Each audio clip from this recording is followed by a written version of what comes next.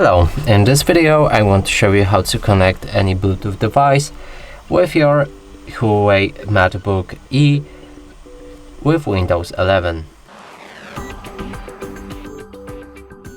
So in this case I'll be connecting my phone using Bluetooth to this MateBook. Now let's open the start, move on to the settings.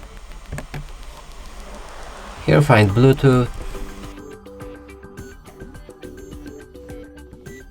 Bluetooth and other devices. Make sure that your Bluetooth is enabled. Click on Add Device. Make sure that the Bluetooth is enabled on your other device as well, and click on Bluetooth again.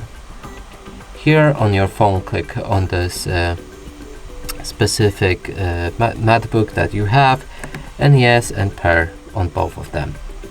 And now the connection is successful, and we can use our phone files on this device or just use the Bluetooth functions. And that's it for this video. Hope you like it. Please consider subscribing to our channel, leave a like and a comment below.